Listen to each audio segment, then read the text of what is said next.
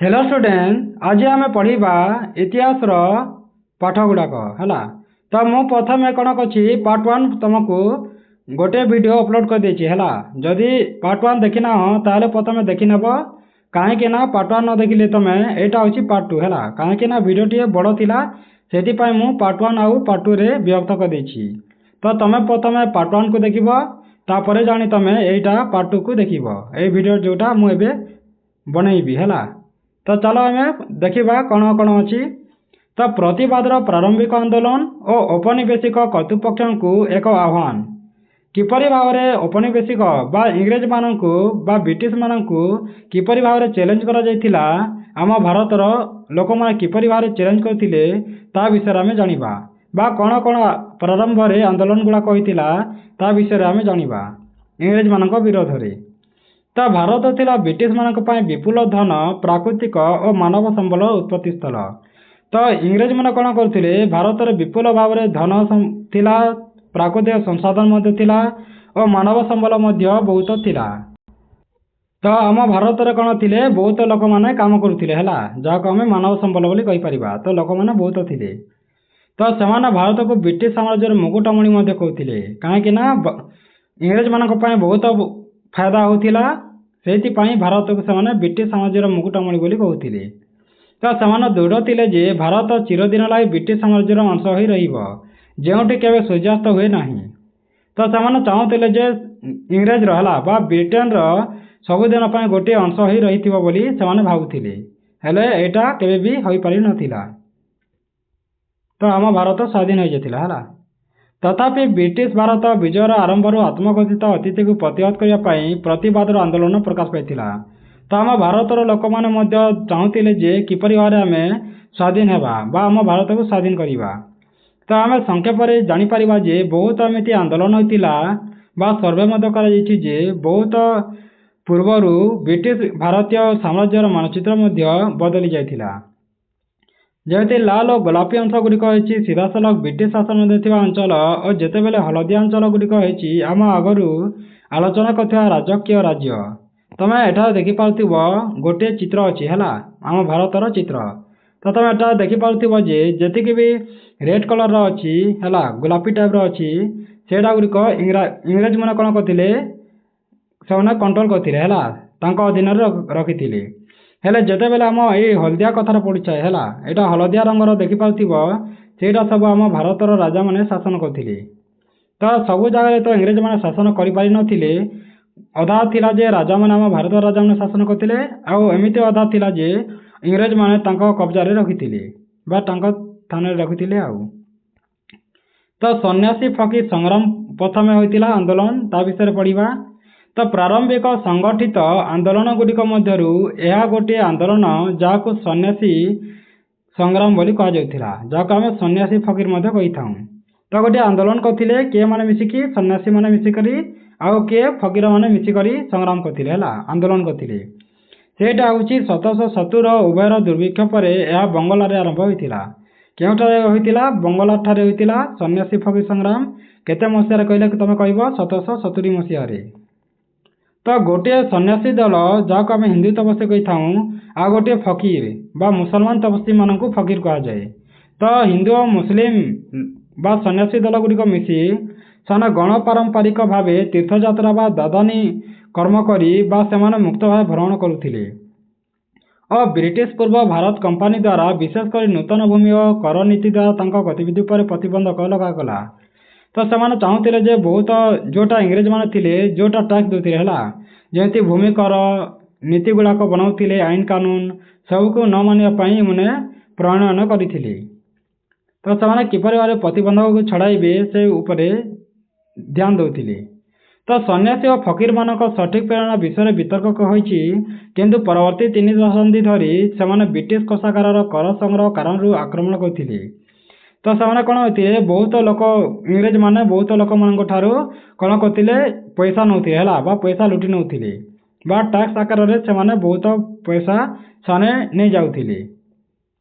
तो ब्रिटिश मैंने से दस्यु बोली कहते जोटा आम सन्यासी दल यहाँ फकीर दल मान इंग्रेज मैंने कौन कहते दस्यु बोली कहते है। ତ ସେମାନଙ୍କ ମଧ୍ୟରୁ କେତେକଙ୍କୁ ମୃତ୍ୟୁଦଣ୍ଡ ଦିଆଯାଇଥିଲା ଓ ସେମାନଙ୍କୁ ପରାସ୍ତ କରିବା ପାଇଁ ଶେଷରେ ସେମାନଙ୍କର ସର୍ବୋଚ୍ଚ କ୍ଷମତା ବ୍ୟବହାର କରିଥିଲେ। ତ ଯେତେବେଳେ ସେ ଆନ୍ଦୋଳନ ହୋଇଗଲା, ସନ୍ନ୍ୟାସୀ ଦଳ ଫକୀରମାନେ ଯେତେବେଳେ ଆନ୍ଦୋଳନ କଲେ, ତପସ୍ୱୀମାନେ, ତ ସେତେବେଳେ ସନ୍ନ୍ୟାସୀ ଦଳ ଯେତେବେଳେ ଆନ୍ଦୋଳନ କରିଦେଲେ, ସେତେବେଳେ ଇଂରେଜମାନେ ତାହା ସହି ନ ପାରିଥିଲେ ଆଉ ସେମାନଙ୍କୁ ମୃତ୍ୟୁଦଣ୍ଡ ଦେଇଥିଲେ ବହୁତ ଲୋକଙ୍କୁ। ଆଉ ପରାସ୍ତ ନ କରିବାରୁ ଡାଇରେକ୍ଟ କ'ଣ କରିଥିଲେ, ସେ ସର୍ବୋଚ୍ଚ କ୍ଷମତା ବ୍ୟବହାର କରିଥିଲେ ବା ସେମାନେ ବହୁତ ଲୋକଙ୍କୁ ସେଠାରେ ମୃତ୍ୟୁ ମୁଖରେ ପକାଇଥିଲେ। ତ ଏହି ବିଦ୍ରୋହ ପରେ ବଙ୍ଗଳା ଲେଖକ ବଙ୍କିମ ଚନ୍ଦ୍ର ଚଟ୍ଟୋପାଧ୍ୟାୟ ଉପନ୍ୟାସ ଆନନ୍ଦ ମଠକୁ ପ୍ରେରଣା ଦେଇଥିଲେ। ତ ସେଠାର ଗୋଟିଏ ବଙ୍ଗଳା ଲେଖକ ଥିଲେ ହେଲା, ଗୋଟିଏ ଫେମସ୍ ଅଛନ୍ତି, ତାଙ୍କ ନାଁ ଅଛି ବଙ୍କିମ ଚନ୍ଦ୍ର ଚଟ୍ଟୋପାଧ୍ୟାୟ। ସେ ଗୋଟିଏ ତାଙ୍କର ଉପନ୍ୟାସ ଲେଖିଥିଲେ ଯାହାର ନାମ ଅଛି ଆନନ୍ଦ ମଠ। ତ ସେଇଟା 1882କୁ ଲେଖାଯାଇଥିଲା। ତ ଏଥିରେ ବନ୍ଦେ ମାତରମ୍ ଯେଉଁ ଗୀତ ଆମେ ଗାଉଛୁ ସେଇଟାକୁ ବନ୍ଦେ ମାତରମ୍ ଦିଆଯାଉଥିଲା ହେଲା। ତ ଗାଇବା ଦ୍ୱାରା କ'ଣ ହେଉଥିଲା, ଇଂରେଜମାନେ ତାକୁ ପସନ୍ଦ କରୁନଥିଲେ ଆଉ ସେମାନେ ଟେନସନ୍ ହେଇଯାଉଥିଲେ।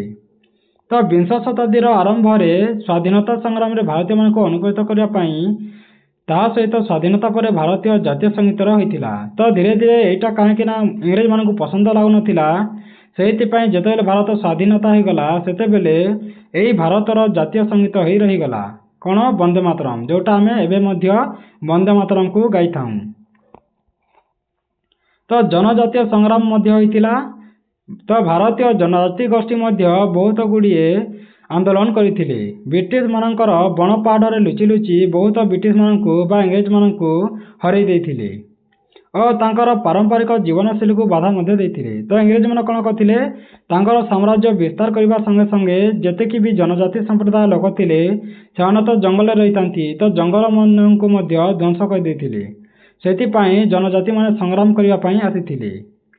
ତ ବ୍ରିଟିଶମାନେ ଜନଜାତିଙ୍କୁ ଆଦିମ ଭାବେ ବର୍ଣ୍ଣନା କରିଥିଲେ, ତାଙ୍କୁ ଆଦିମ ମଣିଷ ବୋଲି କହୁଥିଲେ ଆଉ ଜଙ୍ଗଲ ଓ ଜଙ୍ଗଲଜାତ ଦ୍ରବ୍ୟ ଉପରେ ତାଙ୍କର ଅଧିକାରକୁ ସୀମିତ କରିଥିଲେ।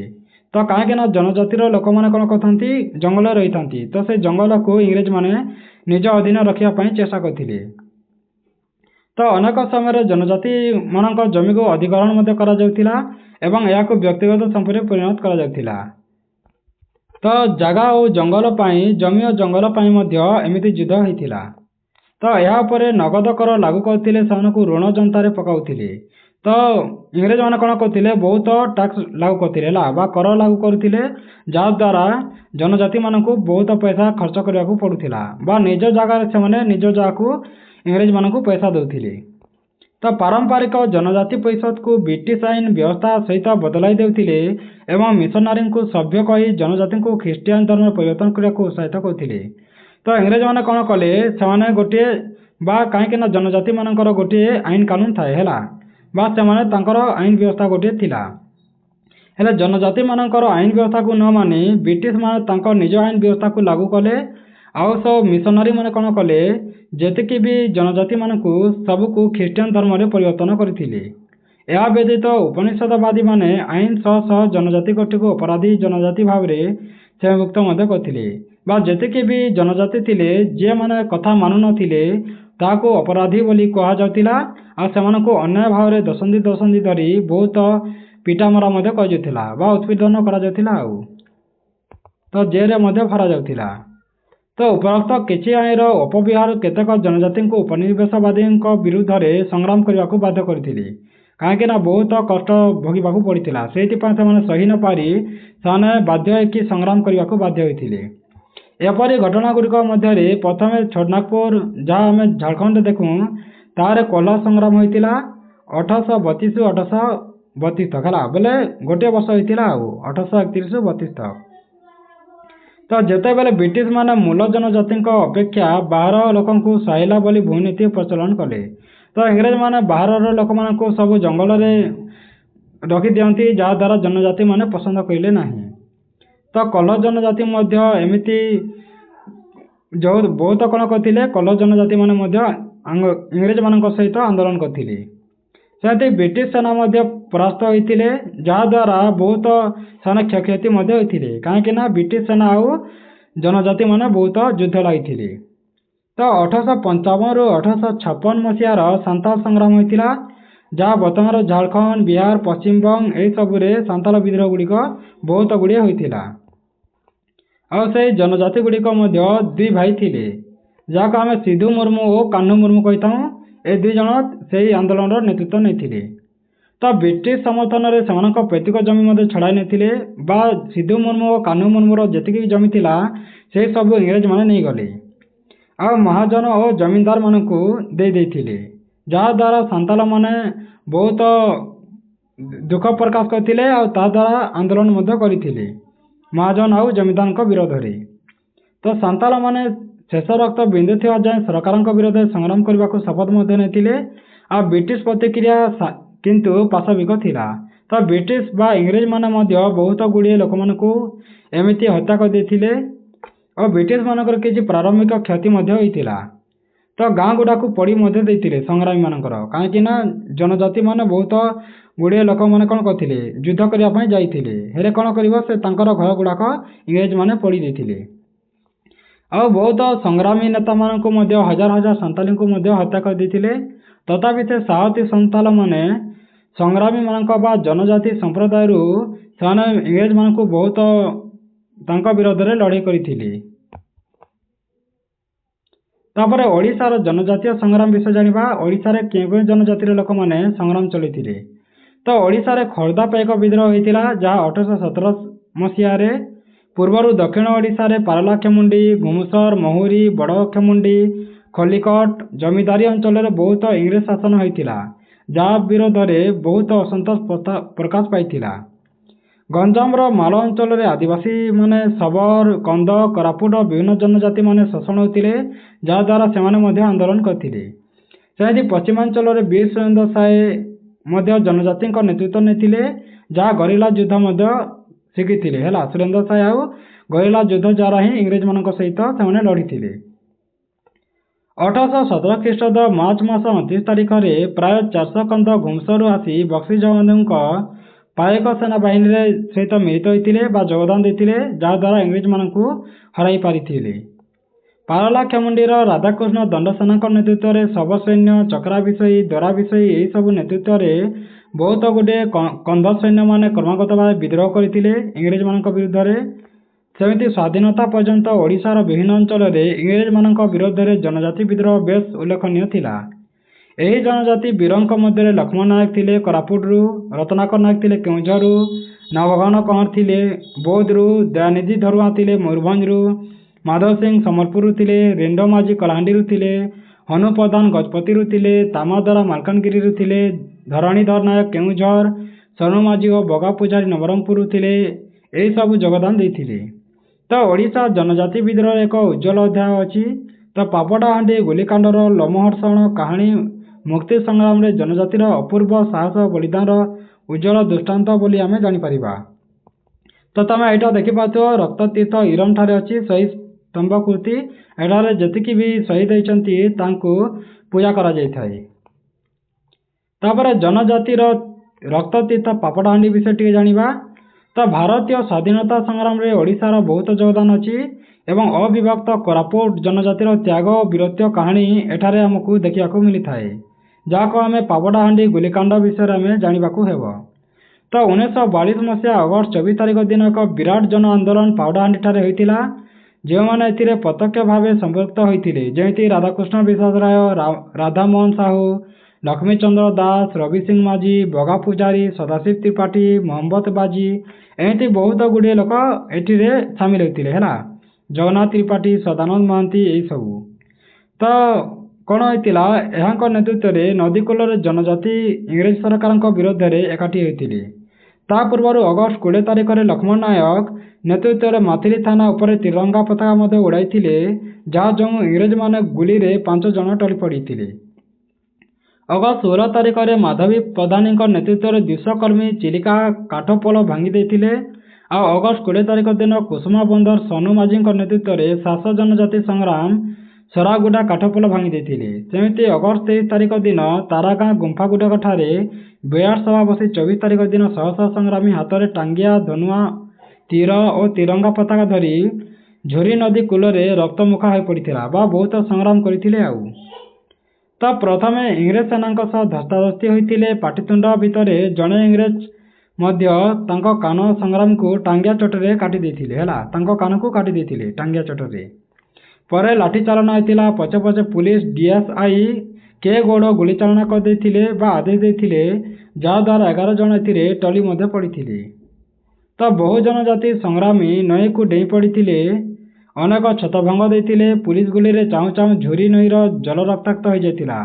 ବା ସେଠାରେ ଗୋଟିଏ ନଈ ଥିଲା ଯାହାର ନାଁ ହେଉଛି ଝୁରି ହେଲା। ତ ସେଠାରେ ବହୁତ ରକ୍ତାକ୍ତ ହୋଇଯାଇଥିଲା ଜଳ ଗୁଡ଼ିକ, କାହିଁକିନା ବହୁତ ପୁଲିସ ବାଲେ ଗୁଳି ଚଲାଇକି ବହୁତ ଲୋକଙ୍କୁ ମାରି ଦେଇଥିଲେ। ତ 100 ଜଣ କର୍ମୀ ଆହତ ମଧ୍ୟ ହୋଇଥିଲେ। 8 ଜଣ ଗୁରୁତର ଅବସ୍ଥାରେ ଡାକ୍ତରଖାନାରେ ଶହୀଦ ହୋଇଯାଇଥିଲେ। ତ 140 ଜଣଙ୍କୁ ଗିରଫ କରି ପୋଲିସ ଅମାନୁଷିକ ଭାବରେ ନବରଙ୍ଗପୁର ଯାଏଁ ରାସ୍ତାର ଚଲାଇ ନେଇଯାଇଥିଲେ। ତ ଅନେକଙ୍କର ଖୋଜ ଖବର ମଧ୍ୟ ମିଳିନଥିଲା। 92 ଜଣ ସଂଗ୍ରାମୀଙ୍କୁ 6 ରୁ 9 ମାସ ପର୍ଯ୍ୟନ୍ତ ଜେଲ୍ ମଧ୍ୟ ହୋଇଥିଲା। ତ ଯେଉଁମାନେ ଏହି ଗୁଳିକାଣ୍ଡରେ ଶହୀଦ ହୋଇଥିଲେ ସେମାନଙ୍କ ମଧ୍ୟରେ ଅଧିକାଂଶ ଥିଲେ ଜନଜାତିର ଲୋକ, ଯେମିତି ବସ୍ତରିଆ, ଭତ୍ରା, ସୋନୁ ଭତ୍ରା, ବଲି ସହୁରା, ବୁଧୁ ଅମାତ୍ୟ, ରତନ ରନ୍ଧାରୀ, ଶୁକ୍ର ମୁଦୁରୀ, ଖଗପତି ଅମାନତ୍ୟ, ଭରତ ପୂଜାରୀ, ରାମଚନ୍ଦ୍ର ଅମାନତ୍ୟ, ଘାସି ଜାନି, ଦୀନବନ୍ଧୁ ଜାନି, ଜଗବନ୍ଧୁ ଅମାନତ୍ୟ, ଏମିତି ବହୁତ ଗୁଡ଼ିଏ ଅଛି ହେଲା ନାଁ ଗୁଡ଼ାକ।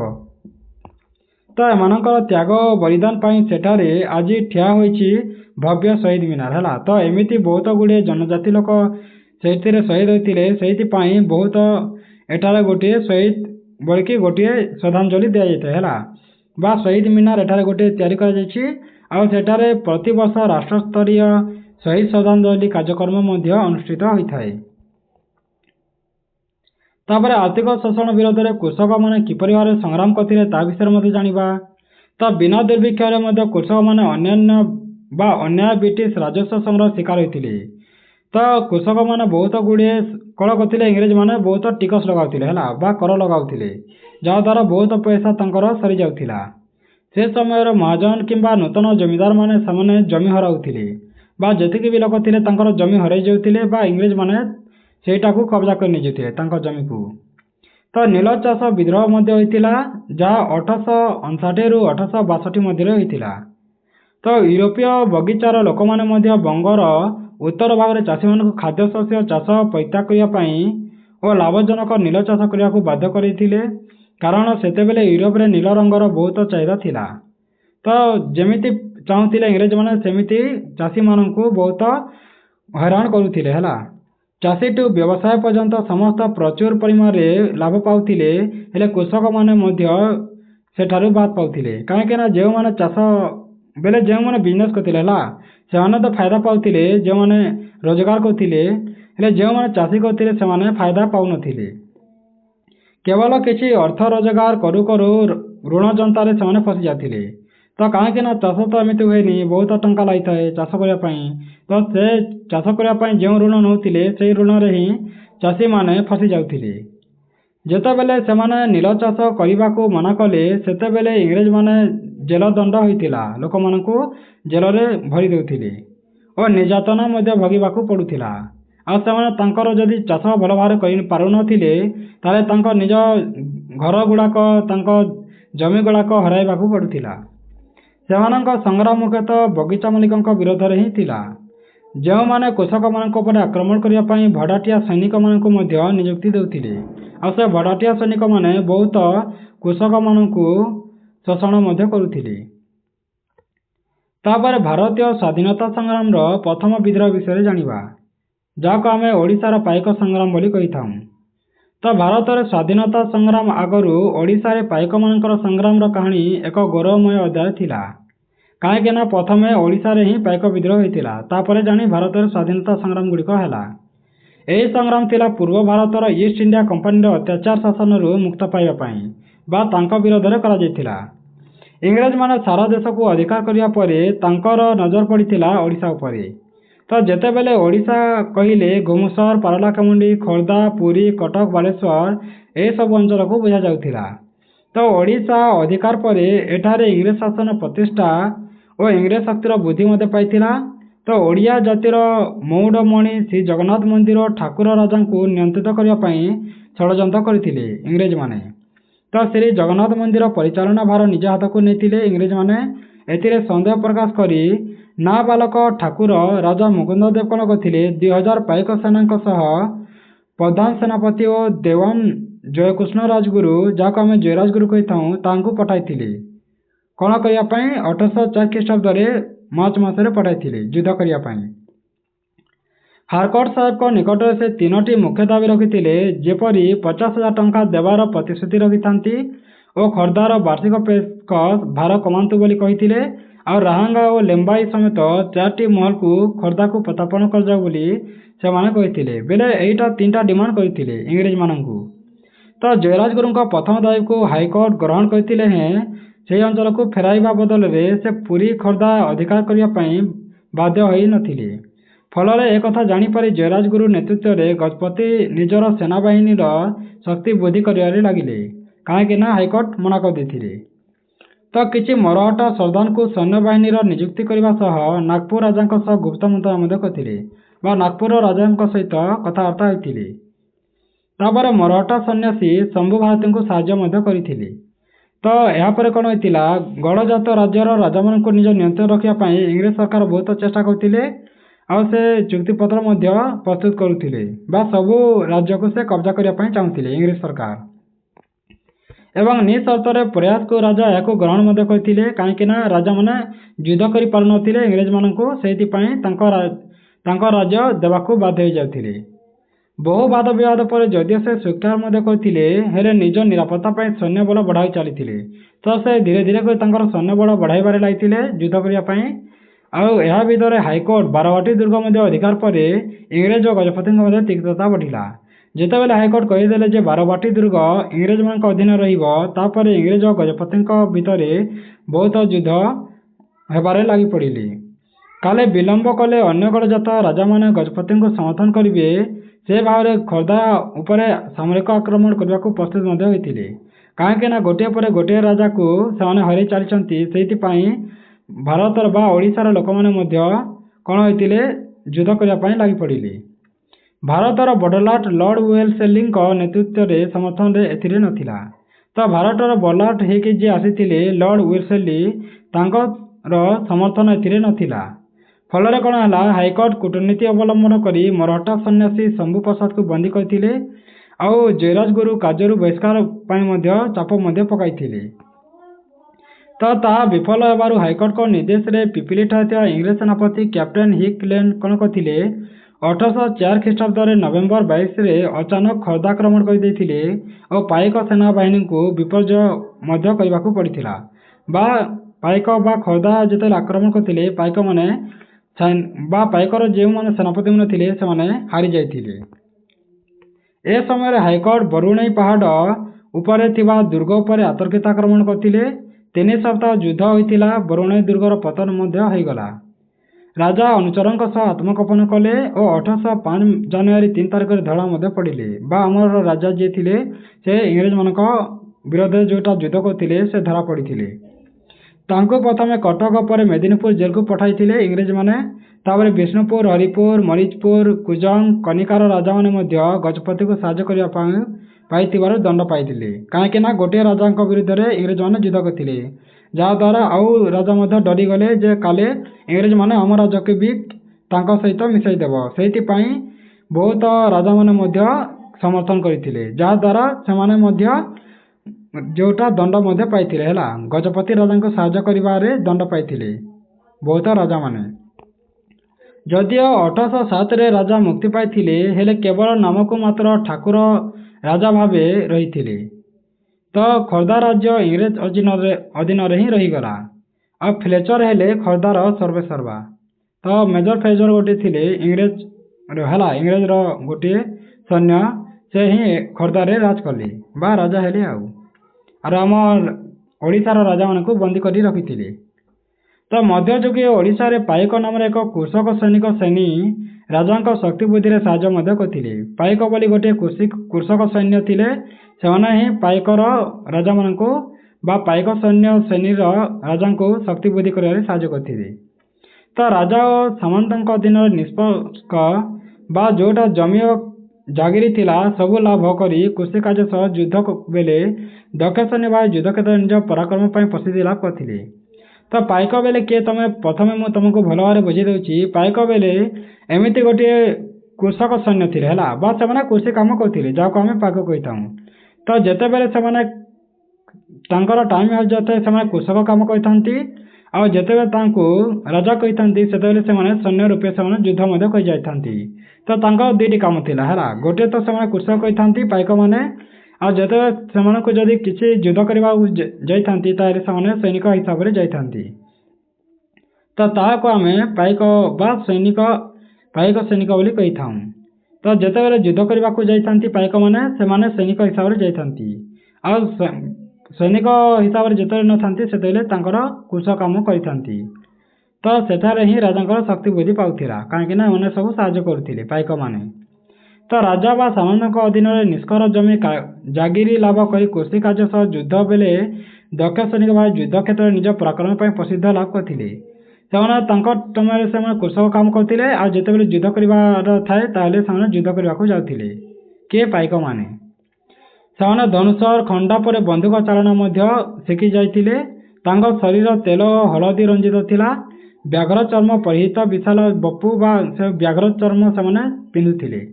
କପାଳରେ ସିନ୍ଦୁର ଟପା ଦେଉଥିଲେ, ମସ୍ତକରେ ପଗଡ଼ି ବାନ୍ଧୁଥିଲେ ଆଉ ଯୁଦ୍ଧଭୂମିରେ ଶତ୍ରୁ ସୈନ୍ୟଙ୍କ ଭିତରେ ଭୟ ସଞ୍ଚାର ମଧ୍ୟ କରୁଥିଲେ। ତ ପାଇକମାନଙ୍କ ନେତା ଦଲାଇ, ଦଳବେହେରା ଓ ପାଇକ ରାୟ ଉପାଧି ମଧ୍ୟ ପାଉଥିଲେ। ତାଙ୍କର ସର୍ବୋଚ୍ଚ ନେତା ଥିଲେ ପ୍ରଧାନ ସେନାପତି ବା ବକ୍ସି ଜଗବନ୍ଧୁ, ଯାହାକୁ ଆମେ ବକ୍ସି ଜଗବନ୍ଧୁ ଜୟରାଜ ଗୁରୁ ମଧ୍ୟ କହିଥାଉ। ତ ତାଙ୍କର ପ୍ରଧାନ ସେନାପତିକୁ ବକ୍ସି ବୋଲି କୁହାଯାଉଥିଲା। ତ ଜୟରାଜ ଗୁରୁ ନିଷ୍ଠୁର ଭାବେ ବରଗଛ ଡାଲରେ ସର୍ବସାଧାରଣ ଫାଶୀ ଦେବା ପରେ ଇଂରେଜମାନେ ଭାବୁଥିଲେ ପାଇକ ଜାତି ଦୁର୍ବଳ ହୋଇଯିବ, କିନ୍ତୁ ପ୍ରକାରାନ୍ତରେ ଏହା ହିଁ ପାଇକଙ୍କ ଭିତରେ ପ୍ରତିଶୋଧର ବହ୍ନି ହୋଇ ଜଳି ଉଠିଗଲା। ତ ଯେତେବେଳେ କିଏ ଥିଲେ ପ୍ରଧାନ ସେନାପତି, ପାଇକମାନଙ୍କର ପ୍ରଧାନ ସେନାପତି ଥିଲେ ଜୟରାଜ ଗୁରୁ ହେଲା। ତ ଜୟରାଜ ଗୁରୁକୁ ଯେତେବେଳେ ଇଂରେଜମାନେ ଫାଶୀ ଦେଇଦେଲେ, କେଉଁଠାରେ ଦେଇଦେଲେ? ବରଗଛ ଡାଲରେ ହେଲା, ସର୍ବସାଧାରଣରେ ଫାଶୀ ଦେଇଥିଲେ। ଯାହାଦ୍ୱାରା ପାଇକ ଜାତି ବାଲେ ବହୁତ କ'ଣ ହୋଇଥିଲେ? ବହୁତ ଦୁର୍ବଳ ତ ଯାଇନଥିଲେ ହେଲେ ବହୁତ ନିଷ୍ଠୁର ହୋଇଯାଇଥିଲେ ହେଲା। କାହିଁକି ନା ବହୁତ ପସନ୍ଦ କରୁନଥିଲେ, କାହିଁକି ନା ସେମାନେ ପ୍ରତିଶୋଧ ନେବା ପାଇଁ ଚାହୁଁଥିଲେ ଇଂରେଜମାନଙ୍କ ବିରୁଦ୍ଧରେ। ତ 1 ଟଙ୍କା ପାଇଁ 1.5 ଟଙ୍କାର କଉଡ଼ି ଦେବାକୁ ପଡ଼ୁଥିଲା। ତ ଫ୍ରେଜରଙ୍କ ଯେତେବେଳେ ଆଦେଶ ହୋଇଥିଲା ପାଇକମାନଙ୍କୁ ତାଙ୍କ ନିଷ୍ପତ୍ତି ଜମିରୁ ଉଚ୍ଛେଦ କରିବା ପାଇଁ ଚାହୁଁଥିଲେ ବା ପାଇକମାନେ ଯେପରି ଭାବେ ସୈନ୍ୟ କାରବାର କରୁଥିଲେ ଆଉ ସେମାନେ ଚାଷ କାର୍ଯ୍ୟ ମଧ୍ୟ କରୁଥିଲେ। ତ ଚାଷ କାର୍ଯ୍ୟରେ ସେମାନେ ତାଙ୍କର ଭରଣ ପୋଷଣ କରୁଥିଲେ ହେଲା, ବା ସେମାନେ ଚଳୁଥିଲେ, ତାଙ୍କ ପରିବାର ଚଳାଉଥିଲେ। ତ ସେଇ ଯେଉଁଟା ପରିବାର ଚଳାଉଥିଲେ ସେ ତାଙ୍କ ଜମିକୁ ଇଂରେଜମାନେ ନେବା ପାଇଁ ଚାହୁଁଥିଲେ ବା ଜମିକୁ ଉଚ୍ଛେଦ କରିଦେଉଥିଲେ ବା ତାଙ୍କ ଯେଉଁଟା ପାଇକମାନଙ୍କର ଜମିକୁ ଇଂରେଜମାନେ ନେଇଯାଉଥିଲେ। ଫଳରେ ପାରମ୍ପରିକ ଶସ୍ୟ ବା କଉଡ଼ି ବଦଳରେ ଟଙ୍କା ଯୋଗାଡ଼ କରିବା ପାଇଁ ସେମାନଙ୍କୁ ଅଧିକ ଶସ୍ୟ ବ୍ୟବସାୟୀଙ୍କୁ ଦେଇ ଟଙ୍କା ଆଣି ଇଂରେଜମାନଙ୍କୁ ପୈଠ କରିବାକୁ ପଡ଼ୁଥିଲା। ତ କାହିଁକି ନା ତାଙ୍କର ପାରମ୍ପରିକ ଶସ୍ୟ ହିସାବରେ ବଦଳରେ କ'ଣ ସେମାନେ ଟଙ୍କାରେ ଦେଉଥିଲେ ହେଲା, କଉଡ଼ିରେ। ତ ସେଇଥିପାଇଁ ତାଙ୍କୁ ବହୁତ କଷ୍ଟ ହେଉଥିଲା ବା ବହୁତ ସେମାନେ ପଇସା ଖର୍ଚ୍ଚ କରିବାକୁ ପଡ଼ୁଥିଲା ବା ଇଂରେଜମାନଙ୍କୁ ବହୁତ ପଇସା ଦେବାକୁ ପଡ଼ୁଥିଲା। ତ କାହିଁକି ନା ତାଙ୍କ ପାଖରେ ଟଙ୍କା କମ୍ ଥିଲା ହେଲା। ତ ଦାରିଦ୍ର୍ୟ, ଖାଦ୍ୟ ଅଭାବ ବା ଦରିଦ୍ର ହୋଇଗଲେ ପାଇକମାନେ ଆଉ ଖାଦ୍ୟର ଅଭାବ ମଧ୍ୟ ହୋଇଗଲା, ଯାହାଦ୍ୱାରା ପାଇକମାନେ ବିରକ୍ତି ଓ ଦେଶପ୍ରେମକୁ ନଷ୍ଟ କରାଯିବ ସେଥିପାଇଁ ଇଂରେଜ ସରକାରଙ୍କୁ ସବୁ ଷଡ଼ଯନ୍ତ୍ର କଲେ। ତ ସେଇଥିପାଇଁ କାହିଁକି ନା ସେମାନେ ସହିପାରିନଥିଲେ, କାହିଁକି ନା ଦରିଦ୍ର ମଧ୍ୟ ଗଲେ, ଖାଇବା ପାଇଁ ମଧ୍ୟ ଖାଦ୍ୟ ଅଭାବ ହୋଇଗଲା। ତ ସେଇଥିପାଇଁ ଇଂରେଜମାନଙ୍କୁ ଯୁଦ୍ଧ କରିବା ପାଇଁ ସେମାନେ ଷଡ଼ଯନ୍ତ୍ର କଲେ, ସରକାରଙ୍କ ଠାରୁ ଷଡ଼ଯନ୍ତ୍ର କଲେ ହେଲା ପାଇକମାନେ। ତ ପାଇକମାନଙ୍କୁ ଅଧିକ ବାଧିଲା ବ୍ରିଟିଶର ଲବଣ ନୀତି। ତ ଲବଣ ନୀତି ଗୋଟିଏ କରିଥିଲେ ଯାହାଦ୍ୱାରା ସେମାନେ ବହୁତ 6 ମାସ କୃଷି ଏବଂ ଶୀତ ପରେ ପରେ ଆଉ 6 ମାସ ଲୁଣ ମାରି ବ୍ୟବସାୟ କରି ଲାଭବାନ ହେଉଥିଲେ। ତ ପାଇକମାନେ କ'ଣ କରୁଥିଲେ? 6 ମାସ ଚାଷ କାର୍ଯ୍ୟ କରୁଥିଲେ ଆଉ 6 ମାସ ଏମାନେ ଲୁଣ ମାରି ବ୍ୟବସାୟ ମଧ୍ୟ କରୁଥିଲେ। ତ ଇଂରେଜମାନେ କ'ଣ କଲେ? ଲବଣ ନୀତି ଆଣିବା ଯୋଗୁଁ ବହୁତ ଟ୍ୟାକ୍ସ ପକାଇଦେଲେ ବା ଲୁଣକୁ ଯଦି ତୁମେ ଲୁଣ ବିକିବ ତାହେଲେ ବହୁତ ଟଙ୍କା ଆମକୁ ଦେବାକୁ ପଡ଼ିବ ବୋଲି ଇଂରେଜମାନେ କହିଲେ, ଯାହାଦ୍ୱାରା ପାଇକମାନେ ବହୁତ ରାଗିଗଲେ ହେଲା। ତ ଜଗବନ୍ଧୁ ବିଦ୍ୟାଧର ମହାପାତ୍ର ଭ୍ରମରବର ରାୟ, ଯାହାକୁ ଆମେ ବକ୍ସି ଜଗବନ୍ଧୁ ବୋଲି କହିଥାଉ, ସେ ଖୋର୍ଦ୍ଧା ରାଜାଙ୍କର ବକ୍ସି ବା ପ୍ରଧାନ ସେନାପତି ହିସାବରେ ଥିଲେ। ତ ଏହି ପଦବୀ ଥିଲା ବଂଶାନୁକ୍ରମିକ ହେଲା, ବଂଶ ବିପାସରେ ଥିଲା। ତ ଗଜପତିଙ୍କର ବକ୍ସି ରୂପେ ସେ ପୁରୀ ଜିଲ୍ଲାର ବ୍ରହ୍ମଗିରି ନିକଟସ୍ଥ ଗଡ଼ରୋଡଙ୍ଗ ଜିଲ୍ଲା ଓ ନିଷ୍କର ଜମି ସାମାନ୍ୟ ରାଜସ୍ୱ ଦେଇ ଉପଭୋଗ କରି ଆସୁଥିଲେ। ତ ସେମାନେ ଏମିତି ହିଁ ରହୁଥିଲେ ହେଲା। ତ ଯେତେବେଳେ 1803 ମସିହା ଇଂରେଜମାନଙ୍କ ଓଡ଼ିଶା ଅଧିକାର ପରେ କୃଷ୍ଣଚନ୍ଦ୍ର ସିଂ ନାମକ ଏକ ପ୍ରଭାବଶାଳୀ ବଙ୍ଗଳା ବା ବଙ୍ଗାଳୀ ରୋଡଙ୍ଗ ଜିଲ୍ଲା ଅଧିକାର କରିଥିଲେ। ତ ତ ସେଠାରେ ଯେତେବେଳେ ଇଂରେଜମାନେ ଓଡ଼ିଶା ଅଧିକାର କରିଥିଲେ ସେତେବେଳେ ଗୋଟିଏ କୃଷ୍ଣଚନ୍ଦ୍ର ସିଂ ନାମକ ଗୋଟିଏ ପ୍ରଭାବଶାଳୀ ବଙ୍ଗାଳୀ ଗୋଟିଏ ଥିଲା ହେଲା। ସେ କ'ଣ କଲା, ରୋଡ଼ଙ୍ଗ କିଲ୍ଲା ଅଧିକାର କରିନେଇଥିଲା, ଯାହାଦ୍ୱାରା ତାଙ୍କ ଭାଇ ଗୌରହରି ସିଂ ପୁରୀର ତହସିଲଦାର ଭାବେ ରାହାଙ୍ଗା ସମେତ କିଛି ପରଗଣାର ରାଜସ୍ୱ ଆଦାୟ ଅଧିକାରରେ ଥିଲେ। ତ ଯେତେବେଳେ ତାଙ୍କ ଭାଇ ହେଲା ଗୌରହରି ସିଂ କ'ଣ ଥିଲେ, ପୁରୀର ତହସିଲଦାର ଭାବେ ଥିଲେ, ତ ସେ କ'ଣ କଲେ, ରାଜସ୍ୱ ଆଦାୟ କରିବା ପାଇଁ ଯାଇଥିଲେ ହେଲା। କାହିଁକି ନା ତହସିଲଦାର ମାନେ ପଇସା ଟ୍ୟାକ୍ସ କରିଥାନ୍ତି ହେଲା, ଟ୍ୟାକ୍ସ ସବୁ ନେଇଥାନ୍ତି କର। ତ କୃଷ୍ଣଚନ୍ଦ୍ର ସିଂ କ'ଣ କରିଥିଲେ, 1810ରେ ପରଗଣାକୁ କିଣି ନେଇଥିଲେ ହେଲା, ଏହିସବୁ ପରଗଣାକୁ କିଣି ନେଇଥିଲେ। ତ ବଙ୍ଗାଳୀମାନଙ୍କର ବିଭିନ୍ନ ଷଡ଼ଯନ୍ତ୍ରର ଶିକାର ହୋଇଥିଲେ ଜଗବନ୍ଧୁ ହେଲା। ତ ନିଜ ଜମି ଜାଗିର ସବୁ ହରାଇ ଦେଇଥିଲେ ଆଉ ଶେଷରେ ଇଂରେଜମାନଙ୍କ ବିରୋଧରେ ସଂଗ୍ରାମ କରିବା ପାଇଁ ନିଜକୁ ପ୍ରସ୍ତୁତ ମଧ୍ୟ କଲେ। କାହିଁକି ନା ଇଂରେଜମାନେ ଷଡ଼ଯନ୍ତ୍ର କରିକି ଜଗବନ୍ଧୁଙ୍କର ନିଜ ଜମି ଜାଗିରି ସବୁ ନେଇଯାଇଥିଲେ, ସେଇଥିପାଇଁ ଇଂରେଜମାନଙ୍କ ବିରୋଧରେ ସଂଗ୍ରାମ କରିବା ପାଇଁ ପ୍ରସ୍ତୁତ ହେଲେ ଜଗବନ୍ଧୁ। ତ ଘୁମୁସର ନିକଟରେ ଥିବା ଗଞ୍ଜାମର ଶେରଗଡ଼ ରାଜାଙ୍କ ସହ ଜଗବନ୍ଧୁଙ୍କ ବୈବାହିକ ସମ୍ପର୍କ ଥିଲା। ତ ଘୁମୁସର ନିକଟରେ ଗୋଟିଏ ଗଞ୍ଜାମ ଶେରଗଡ଼ ରାଜା ଥିଲେ ହେଲା, ତାହାଙ୍କ ସହିତ ଜଗବନ୍ଧୁଙ୍କ ବୈବାହିକ ସମ୍ପର୍କ ମଧ୍ୟ ଥିଲା, ବା ସେ ବିବାହ କରିଥିଲେ ହେଲା ଜଗବନ୍ଧୁ। ତେଣୁ କ'ଣ ହୋଇଥିଲା, 1817 ଖ୍ରୀଷ୍ଟାବ୍ଦ ମାର୍ଚ୍ଚ 29 ତାରିଖରେ ପ୍ରାୟ 400 କନ୍ଦ ଘୁମୁସରରୁ ଆସି ଜଗବନ୍ଧୁଙ୍କ ସହିତ ପାଇକ ବାହିନୀ ସହିତ ସେମାନେ ମିଶିଥିଲେ। ଆଉ 400 କନ୍ଦ ଆଉ ପାଇକ ଦୁଇଟା ମିଶିକି ଇଂରେଜମାନଙ୍କ ସହିତ ଲଢ଼ିବା ପାଇଁ ଚାହିଁଥିଲେ। ତ ବାଣପୁର ଠାରୁ ଆରମ୍ଭ କରି ସାରା ପାର୍ବତ୍ୟାଞ୍ଚଳରେ ଖୋର୍ଦ୍ଧା, ପୁରୀ, ବନାଗ୍ନି ଭଳି ଏ ବିପ୍ଳବର ନିଆଁ ଜଳି ଉଠିଲା। ତ 400 କନ୍ଦ ଘୁମୁସରରୁ ଆସିକି ଓ ଜଗବନ୍ଧୁଙ୍କ ପାଇକ ବାହିନୀ ଥିଲା, ତ ସବୁ ମିଶିକି କ'ଣ କଲେ, ପାର୍ବତ୍ୟାଞ୍ଚଳରେ ଖୋର୍ଦ୍ଧା, ପୁରୀ ଏହିସବୁରେ ବହୁତ ଗୁଡ଼ିଏ ରାଗ ଜର ହୋଇ କ'ଣ କରିଲେ, ସେମାନେ ଆକ୍ରମଣ କରିବା ପାଇଁ ରେଡ଼ି ହୋଇଗଲେ। ତାପଙ୍ଗରେ ଦଳବେହେରାଙ୍କ ସହଯୋଗୀ ବି ଏଥିରେ କମ୍ ନଥିଲେ, ତ ବହୁତ ଗୁଡ଼ିଏ ସହଯୋଗୀ ମଧ୍ୟ ଥିଲେ। ତ କଟକରେ ଅବସ୍ଥିତ ଇଂରେଜ ସାହେବ କେତେକ ସୈନ୍ୟ ସହ କମାଣ୍ଡ ମାଜିଷ୍ଟ୍ରେଟକୁ ଖୋର୍ଦ୍ଧା ପଠାଇଥିଲେ। ତ କଟକର ଯେଉଁଟା ଇଂରେଜ ସାହେବ ଥିଲେ, ସେ କ'ଣ କଲେ, ତାଙ୍କ ସୈନ୍ୟ ସହ କମାଣ୍ଡିଂ ମାଜିଷ୍ଟ୍ରେଟକୁ ଖୋର୍ଦ୍ଧା ମଧ୍ୟ ପଠାଇଥିଲେ। କାହିଁକି ନା ସେଠାରେ ବହୁତ ଆନ୍ଦୋଳନ ହେଉଥିଲା ହେଲା।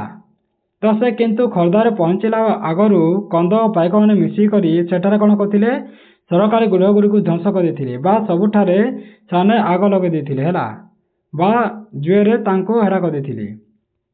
ଫଳରେ ସରକାରୀ କର୍ମଚାରୀମାନେ ଭୟଭୀତ ହୋଇ ପଳାୟନ କଲେ। ତ କାହିଁକି ନା ସବୁ ଘର ଦ୍ୱାରକୁ ସବୁ ଜଳାଇ ଦେଇଥିଲେ ଆଉ ବା ଜଳାଇକି ପୋଡ଼ାଇ ଦେଇଥିଲେ ହେଲା। ତ ଖୋର୍ଦ୍ଧା ଠାରୁ ପ୍ରାୟ 3 ମାଇଲ ଦୂର ଗଙ୍ଗପଡ଼ାଠାରେ ମାଜିଷ୍ଟ୍ରେଟ ଡେରା ପକାଇ ସୈନ୍ୟ ଓ ଲୋକ ସଂଗ୍ରହ କରିବାକୁ ଚେଷ୍ଟା କଲା ବେଳେ ଚାରିଆଡ଼େ ବିଦ୍ରୋହର ଆକ୍ରମଣ ହେଲା।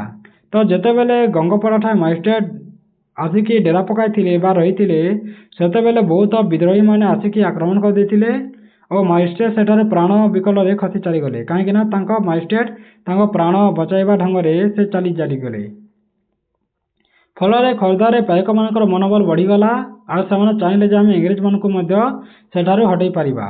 ତ ଅଧିକ ସଂଖ୍ୟାରେ ବିପ୍ଳବୀ ମାଡ଼ି ଆସିଥିଲେ। ଫଳରେ ଇଂରେଜ ଶାସନ ସଂସ୍ଥା ଖୋର୍ଦ୍ଧା ଅଞ୍ଚଳରେ ଏକ ପ୍ରକାର ଭୁଷୁଡ଼ି ପଡ଼ିଥିଲା। ତ ଖୋର୍ଦ୍ଧା ରାଜ୍ୟରେ କ'ଣ ହେଇଥିଲା, ବହୁତ ବିଦ୍ରୋହୀମାନେ ସବୁ ତାଙ୍କ କବ୍ଜାରେ ନେଇଯାଇଥିଲେ ଆଉ ଇଂରେଜମାନେ ଧୀରେ ଧୀରେ କରି କମ୍ ହେବାରେ ଲାଗିଲା। ତ ପାଇକମାନେ ଖୋର୍ଦ୍ଧା ଅଞ୍ଚଳ ଓ ପିପିଲି ଠାରେ ଥିବା ସୈନ୍ୟମାନଙ୍କୁ ହତ୍ୟା କରିଥିଲେ। ତ ପାଇକମାନେ କ'ଣ କରିଥିଲେ, ଖୋର୍ଦ୍ଧା ଅଞ୍ଚଳ ବା ପିପିଲି ଅଞ୍ଚଳରେ ଯେତିକି ବି ସୈନ୍ୟ ଥିଲା ହେଲା ଇଂରେଜମାନଙ୍କର, ସେମାନଙ୍କୁ ହତ୍ୟା କରିଦେଇଥିଲେ ଓ ପିପିଲି ଥାନାରେ ସଂଗ୍ରାମୀମାନେ ନିଆଁ ମଧ୍ୟ ଲଗାଇ ଦେଇଥିଲେ ଆଉ ଗଙ୍ଗପଡ଼ାଠାରେ ବ୍ରିଟିଶ କମାଣ୍ଡରକୁ ନିହତ ମଧ୍ୟ କରିଥିଲେ ବା ମାରି ଦେଇଥିଲେ। ଫଳରେ ଅବଶିଷ୍ଟ ଇଂରେଜ ସୈନ୍ୟମାନେ ପ୍ରାଣ ବଞ୍ଚାଇ କଟକ ଫେରିଯିବାକୁ ବାଧ୍ୟ ହୋଇଥିଲେ। ତ ସେମାନେ ଖୋର୍ଦ୍ଧାକୁ ଛାଣିକି କଟକ ବାଟେ ଚାଲି ଯାଇଗଲେ। ଏହା ସାରା ଭାରତରେ ଲୋକମାନଙ୍କ ଭିତରେ ଅପୂର୍ବ ଜାଗରଣ ଆଣିଦେଇଥିଲା। ଭାରତରେ ପ୍ରଥମ ସ୍ୱାଧୀନତା ସଂଗ୍ରାମର 40 ବର୍ଷ ପୂର୍ବରୁ ଓଡ଼ିଶାରେ ଘଟିଥିବା ଏହି ପାଇକ ସଂଗ୍ରାମ ଏ ମାଟିର ତ୍ୟାଗ, ବୀରତ୍ୱ ଓ ବଳିଦାନ ଗାଥା ପରବର୍ତ୍ତୀ ସଂଗ୍ରାମୀମାନଙ୍କୁ ସ୍ୱାଧୀନତା ସଂଗ୍ରାମରେ ବଳ ଯୋଗାଇ ଦେଇଥିଲା। ତ ଏମିତି ଯେଉଁଟା ଖୋର୍ଦ୍ଧାରୁ ଇଂରେଜମାନଙ୍କୁ ହଟାଇକି କଟକକୁ ନେଇଯାଇଥିଲେ, ସେଠାରେ ବହୁତ ତ୍ୟାଗ କରିବାକୁ ପଡ଼ିଥିଲା, ବୀରତ୍ୱ ହେବାକୁ ପଡ଼ିଥିଲା ଓ ବଳିଦାନ ଦେବାକୁ ମଧ୍ୟ ପଡ଼ିଥିଲା, ଯାହାଦ୍ୱାରା ଆମ ଆଗାମୀ ପିଢ଼ିର ସଂଗ୍ରାମୀମାନେ ମଧ୍ୟ ସ୍ୱାଧୀନତା ସଂଗ୍ରାମରେ ବଳ ଯୋଗାଇଥିଲା। ତ ଏହି ବିଦ୍ରୋହ ପରେ କଟକ ଜିଲ୍ଲାର ବିଭିନ୍ନ ଅଞ୍ଚଳକୁ ବ୍ୟାପି ଯାଇଥିଲା। କନିକା ଓ କୁଜଙ୍ଗ ଠାରେ ମଧ୍ୟ ଉଗ୍ରରୂପ ଧାରଣ କଲା, ବିଦ୍ରୋହ ସୃଷ୍ଟି ହେଲା। ଏହି ଦୁଇ ରାଜ୍ୟର ପାଇକମାନେ ନାରାୟଣ ମରମଗୁରୁ ଓ ବାମଦେବ ପାଟଯୋଶୀଙ୍କ ନେତୃତ୍ୱରେ ହିଁ ସଂଗଠିତ ହୋଇଥିଲା। ତ 1817 ସେପ୍ଟେମ୍ବର 13ରେ କ୍ୟାପ୍ଟେନ୍ କେଟନ୍ ନିଜ ସୈନ୍ୟମାନଙ୍କୁ ନେଇ ସେମାନଙ୍କୁ ପରାସ୍ତ ମଧ୍ୟ କରିଥିଲେ। ତ ଉଭୟ ନେତାଙ୍କୁ ବନ୍ଦୀ କରି ଦ୍ୱୀପାନ୍ତର ଦଣ୍ଡ ଦେଇଥିଲେ ଓ କୁଜଙ୍ଗର ରାଜାଙ୍କୁ 12ଟି ଦୁର୍ଗରେ ବନ୍ଦୀ କରିଥିଲେ।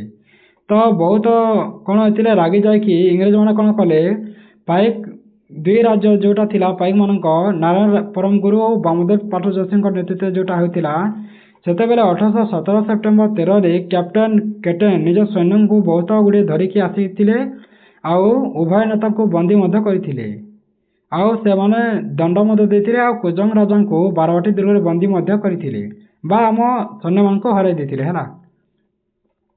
ତ କରୁଣାକର ସରଦାରଙ୍କୁ ଗୋପଠାରେ ଗିରଫ ମଧ୍ୟ କରିଥିଲେ ଓ ବକ୍ସି ଜଗବନ୍ଧୁ ଓ ତାଙ୍କ ସହକର୍ମୀ କୃଷ୍ଣଚନ୍ଦ୍ର ଭର୍ମର ରାୟ, ମଧୁସୂଦନ ମଙ୍ଗରାଜ, ଗୋପାଳ ଛୋଟରାୟ ବଣ ଜଙ୍ଗଲରେ ଲୁଚି ଛୁପିକି ରହିଥିଲେ ହେଲା ଆଉ ଲୁଚି ଛୁପିକି ଇଂରେଜମାନଙ୍କୁ ଆକ୍ରମଣ ମଧ୍ୟ କରୁଥିଲେ। ଆଉ ଯେତେ ଲୋକ ଧରା ପଡ଼ିଲେ ସେମାନଙ୍କୁ ଇଂରେଜମାନେ ତ ଜେଲରେ ବା ତାଙ୍କୁ ଦଣ୍ଡ ଦେଇଥିଲେ। ଘୁମୁସର ରାଜା ଶ୍ରୀକର ଭଞ୍ଜ ଅନେକ ସମୟରେ ବକ୍ସି ଜଗବନ୍ଧୁଙ୍କୁ ଗୁପ୍ତରେ ସାହାଯ୍ୟ ମଧ୍ୟ କରୁଥିଲେ ଓ ନୟାଗଡ଼ ରାଜା ବିନାୟକ ସିଂ ମାନ୍ଧତା ସେ ବକ୍ସି ଜଗବନ୍ଧୁଙ୍କୁ ସାହାଯ୍ୟ ମଧ୍ୟ କରିଥିଲେ ଓ 1818 ସେପ୍ଟେମ୍ବର ମାସରେ ଦଶପଲ୍ଲା ରାଜାଙ୍କ ଯୋଗୁଁ ଜଗବନ୍ଧୁ ଏହା ମହାବିପତ୍ତିରୁ ରକ୍ଷା ପାଇ ପୁନଶ୍ଚ ସେ ସଂଗ୍ରାମ ମଧ୍ୟ ଜାରି ରଖିଥିଲେ। ନୟାଗଡ଼ର ରାଜା ବିନାୟକ ସିଂଙ୍କ ମୃତ୍ୟୁ ପରେ 1830ରେ ନୟାଗଡ଼ର ନୂତନ ରାଜା ବ୍ରଜବନ୍ଧୁ ସିଂ ମାନ୍ଧାତା ଇଂରେଜମାନଙ୍କର ଅନୁଚର ଥିବା ହେତୁ ସାହାଯ୍ୟ ପାଇବାର ତ ଦୂରର କଥା, ବକ୍ସି ଜଗବନ୍ଧୁ ଧରା ପଡ଼ିବା ଆଶଙ୍କାରେ ମଧ୍ୟ ନିଜକୁ ବିପଦ ମଣିଲେ। ଯେତେବେଳେ ନୟାଗଡ଼ର ରାଜା ବିନାୟକ ସିଂ ତ ଥିଲେ, ସେଥିପାଇଁ ବକ୍ସି ଜଗବନ୍ଧୁଙ୍କୁ ସୁବିଧା ହେଉଥିଲା ହେଲା, କାହିଁକିନା ସେ ସାହାଯ୍ୟ କରୁଥିଲେ।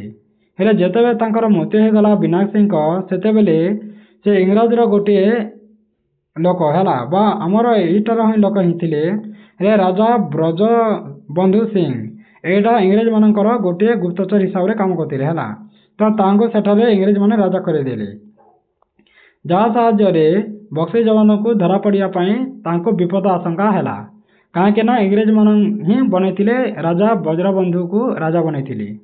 ତ ସେଇଥିପାଇଁ ବକ୍ସି ଜଗବନ୍ଧୁ ଏତେ କିଛି କରିପାରିନଥିଲେ। ଏତିକି ବେଳେ ଇଂରେଜ ସରକାରଙ୍କ ଦୃଢ଼ ଦମନ ମୂଳକ ନୀତି ଯୋଗୁଁ ବହୁ ସଂଗ୍ରାମୀ ଗିରଫ ହୋଇଥିଲେ, କାହିଁକିନା ଇଂରେଜମାନେ ହିଁ ଗୋଟିଏ ବ୍ରଜବନ୍ଧୁ ସିଂଙ୍କ ତାଙ୍କ ରାଜା ବନେଇଥିଲେ। ତ ସେଥିପାଇଁ ତାଙ୍କୁ ଧରିବା ପାଇଁ ସୁବିଧା ହୋଇଯାଇଥିଲା। ତ ଧୀରେ ଧୀରେ ସଂଗ୍ରାମର ଗତି ଧିମେଇ ଯାଇଥିଲା, ଜନସାଧାରଣଙ୍କ ଗୁପ୍ତ ସମର୍ଥନ କମି କମି ଆସିଲା, କାହିଁକିନା ଇଂରେଜମାନେ ଡାଇରେକ୍ଟ ରାଜାକୁ କଣ୍ଟ୍ରୋଲ କରୁଥିଲେ ହେଲା। ସେଇଥିପାଇଁ ସେଥିର ଯେତେ ବି ଜନସାଧାରଣ ଥିଲେ ସେତିକି କମି କମି ଆସିଲା, କାହିଁକିନା ସେମାନେ ଆଉ କ'ଣ କରିପାରିବେ ଯଦି ରାଜା ହିଁ ତାଙ୍କର ସପୋର୍ଟରେ ନଥିବ। ତ ଇଂରେଜ ସରକାରଙ୍କ ନିକଟରେ ଆତ୍ମସମର୍ପଣ କରିଥିଲେ ଆଉ କ୍ଷମା ପ୍ରଦାନ କରାଯିବ ବୋଲି ଘୋଷଣା ମଧ୍ୟ କଲେ ଇଂରେଜ ସରକାର। ତ ଅନେକ ସଂଗ୍ରାମୀ ସମର୍ପଣ ମଧ୍ୟ କରିଦେଇଥିଲେ। ଶେଷରେ ବାଧ୍ୟ ହୋଇ ବକ୍ସି ଜଗବନ୍ଧୁ ମଧ୍ୟ କ'ଣ କରିବେ ଏକୁଟିଆ।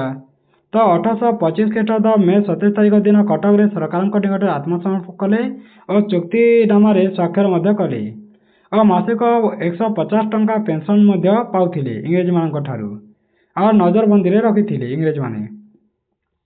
ଶେଷରେ ପାଇକ ବିପ୍ଳବର ମହାନାୟକ ସଂଗ୍ରାମର ଶେଷ ଦୀପଶିଖା 1829 ଜାନୁଆରୀ 24 ତାରିଖ ଦିନ ସ୍ତ୍ରୀ ଓ ନାବାଳକ ପୁତକୁ ଛାଡ଼ି ଆଖି ମଧ୍ୟ ବୁଜିଥିଲେ ବା ସେ କେବେ ମୃତ୍ୟୁବରଣ କରିଥିଲେ 1829 ଜାନୁଆରୀ 24 ତାରିଖରେ ସେ ତାଙ୍କର ମୃତ୍ୟୁ ହୋଇଯାଇଥିଲା ହେଲା। ତ ମହାନ ସଂଗ୍ରାମୀ ମହାନାୟକ ଭାବେ ଯେଉଁ ସଂଗ୍ରାମର ମଶାଲ ଜାରି ଦେଇଗଲେ, ତାହା 40 ବର୍ଷ ପରେ ଉତ୍ତର ଭାରତରେ ସିପାହୀ ବିଦ୍ରୋହ ନାମକ ମୁଣ୍ଡ ଟେକି ସାରା ଦେଶରେ ଇଂରେଜ ସାମ୍ରାଜ୍ୟକୁ ଦୋହଲାଇ ଦେଇଥିଲା।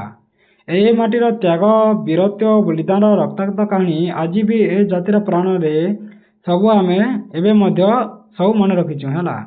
ଏହା ହିଁ ଆମ ଗୌରବ ଗାଥା, ଯାହା ପରବର୍ତ୍ତୀ ସମୟରେ ସାରା ରାଜ୍ୟର ସ୍ୱାଧୀନତା ସଂଗ୍ରାମକୁ ପ୍ରେରଣା ଦେଇ କ'ଣ ହୋଇଛି, ସଂଗ୍ରାମୀମାନଙ୍କର ମନୋବଳକୁ ବହୁଗୁଣିତ କରିଛି। ତ ସମସ୍ତ ପ୍ରକାର ଜନଜାତିଙ୍କ ଠାରୁ ଆରମ୍ଭ କରି ସାଧାରଣ ଜନତା ପର୍ଯ୍ୟନ୍ତ ଏ ବିଦ୍ରୋହରେ ଆପଣାର ଧନ ଜୀବନକୁ ଉତ୍ସର୍ଗ କରି ଦେଶ ପାଇଁ ଲଢ଼ିଥିଲେ ବା ତାଙ୍କ ପ୍ରାଣ ବଳି, ଜେଲ ଦଣ୍ଡ ହୋଇଥିଲା, ବହୁତ ଗୁଡ଼ିଏ କଷ୍ଟ ସହି ଆମ ଭାରତକୁ ସ୍ୱାଧୀନ କରିଥିଲେ। ତ ସାରା ଉପମହାଦେଶ ଭାରତରେ ସଂଗ୍ରାମର ଆହୁରି ଅନେକ ଉଦାହରଣ ମଧ୍ୟ ଅଛି, ଯାହା ବ୍ରିଟିଶ ଶାସନର ଉପରେ ବହୁତ ଆମେ ଲଢ଼ିଛୁ। 19 ଶତାବ୍ଦୀର ସବୁଠୁ ବଡ଼ ସଂଗ୍ରାମକୁ ଜନ୍ମ ଦେଇଥିଲା। ଆସ ତାହା ବିଷୟରେ ମଧ୍ୟ ଆମେ ପଢ଼ିବା। ତ 19 ଶତାବ୍ଦୀରେ ବହୁତ ବଡ଼ ସଂଗ୍ରାମ ଗୋଟିଏ ହୋଇଥିଲା, ତା ବିଷୟରେ ମଧ୍ୟ ଜାଣିବା।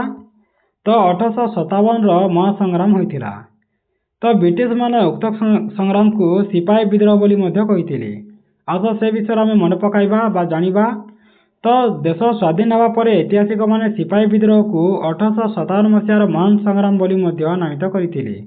ଏହା ପ୍ରକୃତରେ କ'ଣ ହୋଇଥିଲା ଓ କିପରି ଘଟିଥିଲା ତା ବିଷୟରେ ଜାଣିବା। ତ ଏହା ପୂର୍ବରୁ ସିପାହୀମାନଙ୍କ ମଧ୍ୟରେ ଗଭୀର ଅସନ୍ତୋଷ ଓ 1806 ମସିହାରେ ଦେଖାଯାଇଥିଲା, ଯାହା ଭେଲୋର ସଂଗ୍ରାମ ନାମରେ ପରିଚିତ ହୋଇଥିଲା। ତ ବ୍ରିଟିଶମାନେ ଉଭୟ ହିନ୍ଦୁ ଓ ମୁସଲମାନମାନଙ୍କ ପାଇଁ ନୂତନ ସମାନ ୟୁନିଫର୍ମ ନିୟମ ପ୍ରଚଳନ କରିଥିଲେ, ଯାହା ସେମାନଙ୍କ ଧାର୍ମିକ ପ୍ରଥାକୁ ଉଲ୍ଲଂଘନ ମଧ୍ୟ କରିଥିଲା। ଯେମିତି ହିନ୍ଦୁ ସୈନ୍ୟମାନଙ୍କୁ କପାଳରେ ଧାର୍ମିକ ଚିହ୍ନ ବା ତିଲକ ପିନ୍ଧିବାକୁ ମନା କରାଯାଇଥିଲା ଓ ମୁସଲମାନ ସୈନିକମାନଙ୍କୁ ଦାଢ଼ି କାଟିବାକୁ ବାଧ୍ୟ କରାଯାଉଥିଲା। ତ ଏହାର ପ୍ରତିବାଦ କରି ସିପାହୀମାନେ ଭେଲୋର ଦୁର୍ଗ, ଯାହା ତାମିଲନାଡୁରେ ଅଛି, ତାହା ଦଖଲ କରି ନେଇଯାଇଥିଲେ ଓ ବହୁ ବ୍ରିଟିଶ ଅଧିକାରୀ ଓ ବ୍ରିଟିଶ ସୈନ୍ୟଙ୍କୁ ହତ୍ୟା ମଧ୍ୟ କରିଥିଲେ। ତଥାପି ବ୍ରିଟିଶମାନେ ବିଦ୍ରୋହକୁ ଦମନ କରିଥିଲେ ଓ ଶହ ଶହ ସିପାହୀଙ୍କୁ ମଧ୍ୟ ହତ୍ୟା କରିଥିଲେ ଓ ମୃତ୍ୟୁଦଣ୍ଡ ମଧ୍ୟ ଦେଇଥିଲେ। ଅନ୍ୟ ଏକ ଘଟଣାକୁ ଆମକୁ ମନେ ପକାଇବାକୁ ହେବ।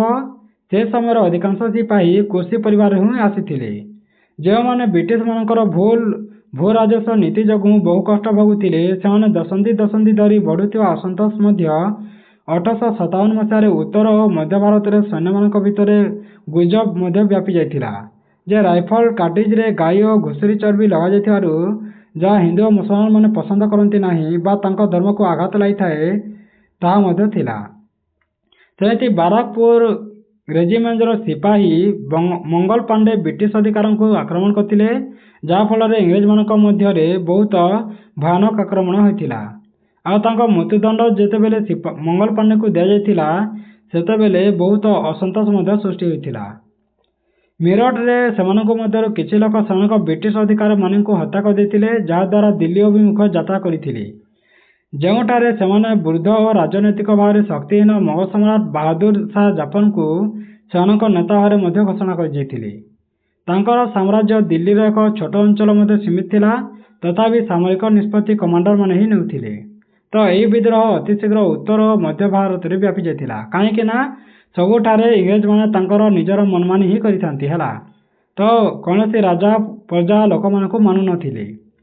ତ ସିପାହୀମାନେ କାନପୁରରେ ଲକ୍ଷ୍ନୌ ଏବଂ ଝାନ୍ସୀ ଭଳି ପ୍ରମୁଖ ସହରଗୁଡ଼ିକୁ ଦଖଲ ମଧ୍ୟ କରିଥିଲେ ଓ କାନପୁରରେ ନାନା ସାହେବଙ୍କ ନେତୃତ୍ୱରେ ବିଦ୍ରୋହ ହୋଇଥିଲା, ଯାହା ପ୍ରଥମ ବ୍ରିଟିଶ ନାଗରିକମାନଙ୍କୁ ନିରାପତ୍ତାର ଆଶ୍ୱାସନା ମଧ୍ୟ ଦେଇଥିଲା। କିନ୍ତୁ ପରେ 200ରୁ ଅଧିକ ପୁରୁଷ, ମହିଳା ଓ ଶିଶୁଙ୍କୁ ହତ୍ୟା କରାଯାଇଥିଲା, ଯାହାର କାରଣ ଏପର୍ଯ୍ୟନ୍ତ ମଧ୍ୟ ଚାଲୁଅଛି। ତ ବ୍ରିଟିଶ ପ୍ରତିକ୍ରିୟା ଏ ଦିଗରେ ବ୍ୟବସ୍ଥିତ ହୋଇଥିବା ଓ ନିଷ୍ଠୁର ମଧ୍ୟ ଥିଲେ।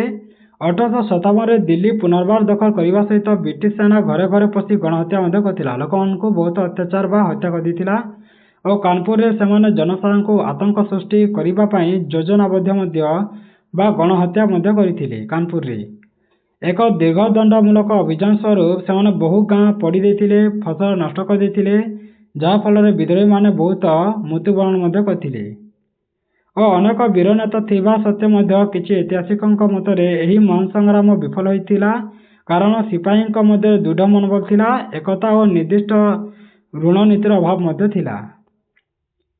ତ ସଂଗ୍ରାମ ବିଫଳ ହୋଇଥିଲା ସତ, କିନ୍ତୁ ଏହା ଏକ ଭିନ୍ନ ମୋଡ଼ ଆସିଥିଲା। ଯେମିତି ବିଦେଶୀ ପ୍ରଭୁତ୍ୱ ଗ୍ରହଣୀୟ ନୁହେଁ ବୋଲି ଭାରତୀୟମାନଙ୍କ ମନରେ ଗୋଟିଏ ଆସିଥିଲା ହେଲା। ତ ବିଂଶ ଶତାବ୍ଦୀ ପ୍ରାରମ୍ଭରେ ଏହି ବିଜୟ ସ୍ୱାଧୀନତା ପାଇଁ ବିଭିନ୍ନ ବାଟରେ ସଂଗ୍ରାମର ମହାଦ୍ରୁମରେ ପରିଣତ କରିଦେଇଥିଲା, ଯାହା 1858 ମସିହାରେ ବ୍ରିଟିଶ ରାଜ ଇଷ୍ଟ ଇଣ୍ଡିଆ କମ୍ପାନୀଠାରୁ ଭାରତ ଶାସନ ଭାର ନିଜ ନିୟନ୍ତ୍ରଣକୁ ଆସିଥିଲା। ଏହାପରେ ବ୍ରିଟିଶ ଶାସନ ଆକ୍ରମଣାତ୍ମକ ନୀତିରୁ ଓହରି ଶାସନ ଧାରାକୁ ନିୟନ୍ତ୍ରଣ ମଧ୍ୟ କରିଥିଲା।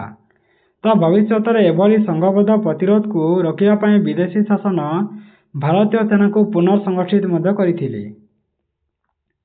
ତ ଭାରତରେ ୟୁରୋପୀୟ ଉପନିବେଶବାଦର ପରମ୍ପରା କିପରି ଥିଲା ତାହା ମଧ୍ୟ ଜାଣିବା। ତ ୟୁରୋପୀୟମାନଙ୍କର ଭାରତ ଅଧିକାର ଓ ଭାରତର ଶାସନ ଯେମିତି ସଭ୍ୟତା ପ୍ରସାରଣ ଅଭିଯାନ ନଥିଲା। ୟୁରୋପ ଅପେକ୍ଷା ଭାରତର ସଭ୍ୟତା ଥିଲା ଅଧିକ ପ୍ରାଚୀନ ନିଜସ୍ୱ। ତ ପରାଧୀନତା ଥିଲା ଏହା ଏକ ପ୍ରକ୍ରିୟା ଏବଂ ଆବଶ୍ୟକ ସ୍ଥଳେ ନିଷ୍ଠୁର ଦମନ ନୀତି ଯୋଗୁଁ ବି ଥିଲା। ତ ପ୍ରଥମେ ଆମେ ଦୁଇ ବୀର ରମଣୀଙ୍କ ବିଷୟରେ ଜାଣିବା, ଯେମିତି ରାଣୀ ଲକ୍ଷ୍ମୀବାଈ ହେଲା। ତ ରାଣୀ ଲକ୍ଷ୍ମୀବାଈଙ୍କ ବିଷୟ ଟିକେ ଜାଣିବା। ତ ଝାନ୍ସୀ ରାଣୀ ଲକ୍ଷ୍ମୀବାଈ ନିଜ ରାଜ୍ୟକୁ ବ୍ରିଟିଶ କବଳରୁ ରକ୍ଷା କରିବା ପାଇଁ ଅତି ସାହସର ସହିତ ଯୁଦ୍ଧ କରିଥିଲେ। ନାନା ସାହେବଙ୍କ ସାମରିକ ପରାମର୍ଶଦାତା ତାନ୍ତ୍ୟା ତୋପେ ସେ ସହାୟତା କରିଥିଲେ ରାଣୀ ଲକ୍ଷ୍ମୀବାଈକୁ, ଯାହା ବ୍ରିଟିଶମାନଙ୍କୁ ଝାନ୍ସୀ ଘେରାବନ୍ଦୀରୁ ଖସିଯିବାକୁ ସକ୍ଷମ ହେବା ପାଇଁ କରିଥିଲେ। ତା ସଙ୍ଗେ ସଙ୍ଗେ ଗ୍ୱାଲିୟର ଦୁର୍ଗକୁ ଜୟ ମଧ୍ୟ କରିଥିଲେ ଏବଂ ରାଜକୋଷ ଓ ଅସ୍ତ୍ରାଗାରକୁ ନିଜ ଅକ୍ତିଆରକୁ ନେଇ ଆସିଥିଲେ। ତ 1858 ମସିହା ଜୁନ 18 ତାରିଖରେ ଯୁଦ୍ଧ କ୍ଷେତ୍ରରେ ତାଙ୍କୁ ହତ୍ୟା ମଧ୍ୟ କରାଯାଇଥିଲା। ଝାନ୍ସୀ ଉପରେ ବ୍ରିଟିଶ ସେନାଙ୍କ ଆକ୍ରମଣର ନେତୃତ୍ୱ ନେଇଥିବା ବ୍ରିଟିଶ ସେନା ଅଧିକାରୀ ଉଲ୍ଲେଖ କରିଥିଲେ ଯେ ରାଣୀ ତାଙ୍କର ସୌନ୍ଦର୍ଯ୍ୟ, ଚତୁରତା ଓ ସାହସିକତା ପାଇଁ ପ୍ରଶଂସନୀୟ ହେବା ସହିତ ତାଙ୍କ ଅଧୀନସ୍ଥ ମାନଙ୍କ ପ୍ରତି ଅତ୍ୟନ୍ତ ଉଦାରବାଦ ପୋଷଣ କରୁଅଛି ବା ସେ ସାହସ ଓ ବୀରତ୍ୱର ସହିତ ଲଢ଼େଇ କରିଥିଲେ ବୋଲି କହୁଛନ୍ତି। ସେମିତି ତାନ୍ତିଆ ତୋପେ 1859 ମସିହା ପର୍ଯ୍ୟନ୍ତ ଲଢ଼େଇ ଚାଲୁ ରଖିଥିଲେ, କିନ୍ତୁ ତାଙ୍କ ପ୍ରତି ବିଶ୍ୱାସଘାତକତା କରାଯାଇଥିବାରୁ ବ୍ରିଟିଶମାନଙ୍କ ହାତରେ ଧରାଇ ଦିଆଯାଇଥିଲା ଏବଂ ତାଙ୍କ ପରେ ତାଙ୍କୁ ଫାଶୀରେ ମଧ୍ୟ ଝୁଲାଇ ଦିଆଯାଇଥିଲା। ତାପରେ ଆଉ ଗୋଟେ ଥିଲେ ହଜରତ ମହଲ ବେଗମ ହଜରତ ମହଲ, ତାଙ୍କ ବିଷୟରେ ମଧ୍ୟ ଜାଣିବା। ତ ଅୱଧର ବେଗମ ହଜରତ ମହଲଙ୍କ ରାଜ୍ୟ ବ୍ରିଟିଶ ମାନେ ଅଧିକାର କରିବା ପରେ ସେ ବ୍ରିଟିଶ ମାନଙ୍କ ପ୍ରତିରୋଧ କରିଥିଲେ।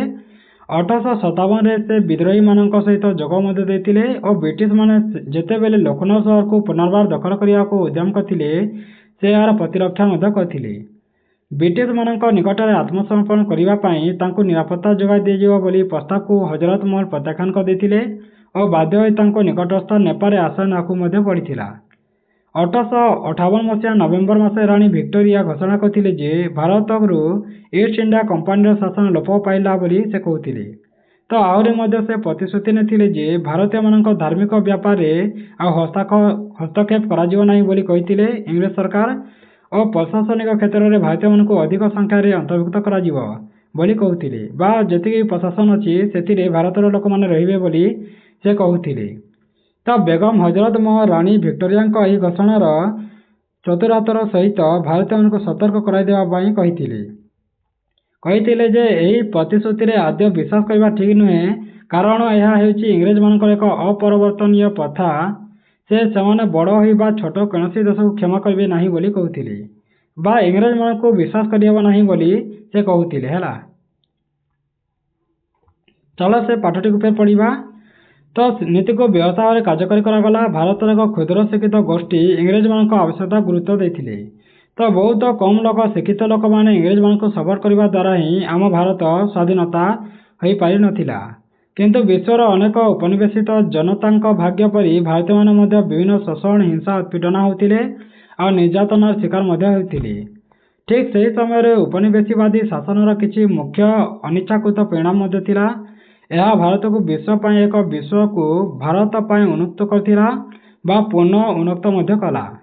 ବିଶେଷ କରି ଇଂରେଜମାନେ ଏବଂ ଅଳ୍ପ କେତେକ ଫରାସୀ ଏ ଦେଶର ଭୌଗୋଳିକ ଦୃଷ୍ଟିକୋଣରୁ ସେମାନଙ୍କୁ ସମସ୍ତ ଅଭିଯାନ ଓ ବିଜୟକୁ ସୁଚାରୁରୂପେ ଲିପିବଦ୍ଧ ମଧ୍ୟ କରିଥିଲା। ସେମାନେ ସମସ୍ତ ଜାତିଗତ ଗୋଷ୍ଠୀର ଏକ ପ୍ରଭାବଶାଳୀ ତାଲିକା ସୃଷ୍ଟି କରିଥିଲେ, କିନ୍ତୁ ଅବୈଜ୍ଞାନିକ ତଥା ପ୍ରଚଳିତ ଧାରଣା ଯୋଗୁଁ ଏହା ତାଲିକା ତ୍ରୁଟିପୂର୍ଣ୍ଣ ରହିଥିଲା। ସେମାନେ ଭାରତୀୟ ସ୍ମାରକ ଗୁଡ଼ିକୁ କଲା ଓ ସ୍ଥାପତ୍ୟକୁ ଅନୁଧ୍ୟାନ କରି ହିଁ ତଥ୍ୟ ସଂଗ୍ରହ କରିଥିଲେ, ହେଲେ ଭଗ୍ନ ଅବସ୍ଥାରେ ଥିବାରୁ କେତେକ ସ୍ମାରକୀ ପୁନରୁଦ୍ଧାର ସହିତ ପ୍ରତ୍ନତତ୍ତ୍ୱ ପାଠ୍ୟକ୍ରମର ଶୁଭାରମ୍ଭ ହୋଇପାରିଥିଲା।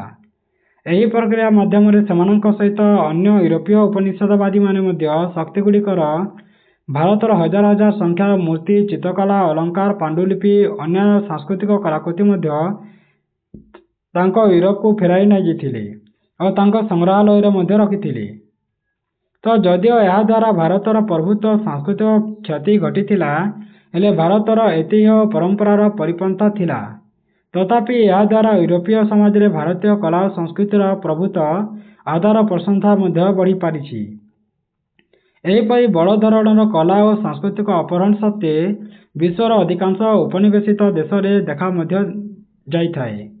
ଏହି ସବୁ ଅପହୃତ ସାଂସ୍କୃତିକ ସମ୍ପଦ ମଧ୍ୟରୁ ହିଁ କେତେକ ସେମାନଙ୍କର ମୂଳ ଦେଶକୁ ଫେରାଇ ଦେବା ପାଇଁ ମଧ୍ୟ ତର୍କ ବିତର୍କ ଓ ପ୍ରୟାସ ମଧ୍ୟ ଜାରି ରହିଛି ବା ଆମ ଭାରତ ସରକାର ମଧ୍ୟ ଚାହୁଁଛନ୍ତି ଯେ ଯେତିକି ବି ଜିନିଷ ଅଛି ଆମ ଭାରତର ଯେତିକି ବି ଲୁଟିକି ନେଇଯାଇଛନ୍ତି, ଯେମିତି ସଂସ୍କୃତି, ପରମ୍ପରା, କଳା ବା ଯେତିକି ବି କଳା ସ୍ଥାପତ୍ୟ ଗୁଡ଼ିକୁ ବା ଯେତିକି ସବୁ ନେଇକି ଯାଇଛନ୍ତି ଯେମିତି ମୂର୍ତ୍ତି, ଚିତ୍ରକଳା, ଅଳଙ୍କାର, ପାଣ୍ଡୁଲିପି ସବୁକୁ କିପରି ଭାବରେ ଆମ ଭାରତକୁ ଫେରାଇ ଆଣି ହେବ ତା ବିଷୟରେ ମଧ୍ୟ ସରକାର ଚେଷ୍ଟା କରୁଛନ୍ତି ଆଉ ଧୀରେ ଧୀରେ କି ଆମର ଫେରାଇ ମଧ୍ୟ ଆଣୁଛନ୍ତି।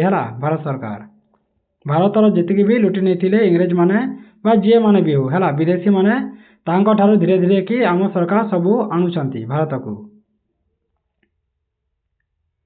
ତ ପରିଶେଷରେ ଯଦିଓ ବ୍ରିଟିଶ ବିଦ୍ୱାନମାନେ ମଧ୍ୟ ସଂସ୍କୃତ ଭାଷାରେ ନିପୁଣତା ହାସଲ କରିଥିବେ ବା ବ୍ରିଟିଶମାନେ ମଧ୍ୟ ସଂସ୍କୃତ ଧୀରେ ଧୀରେ କି ଭାଷା ଶିଖି ଯାଇଥିଲେ ହେଲା।